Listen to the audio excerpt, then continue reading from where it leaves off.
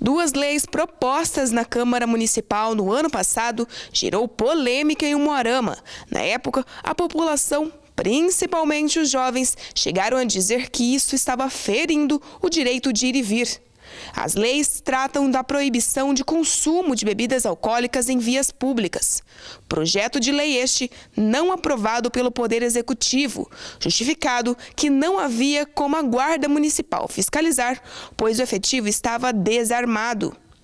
E a lei de proibição do uso de cachimbo d'água, o narguile, proibido também o consumo em vias públicas, lei esta que foi aprovada e sancionada em 21 de maio de 2014.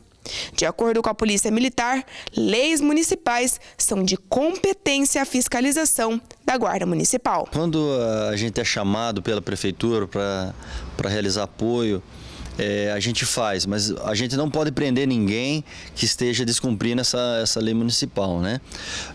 O que a gente faz é dar segurança para os agentes municipais, que vão tomar algumas medidas administrativas contra os estabelecimentos que estejam descumprindo a legislação municipal.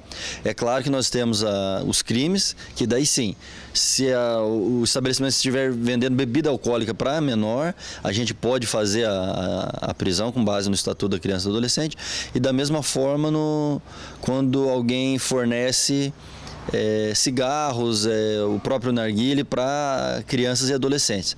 Então, o maior de idade que estiver fornecendo esse tipo de material para crianças e adolescentes pode ser preso em flagrante pela polícia. Lembrando que é proibido a venda e consumo de menores de 18 anos de qualquer produto que possa levar à dependência.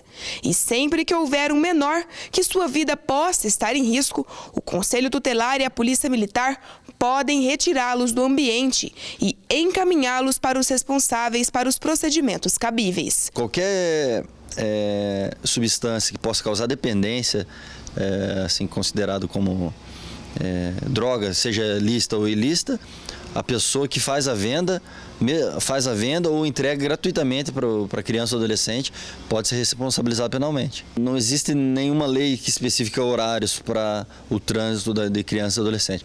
Porém, a Polícia Militar verifica que uma criança ou adolescente esteja em situação de risco, de perigo, aí é a obrigação da polícia agir para que reverta essa situação, né? Então podemos fazer contato com os pais para verificar qual que é a situação dessa criança e adolescente, o porquê que ela está em determinado horário, ou até informá-lo que ele está em uma situação de risco, ou em alguns casos a gente também entra em contato com o Conselho Tutelar, que caberá tomar algumas medidas para garantir a segurança dessa criança ou adolescente.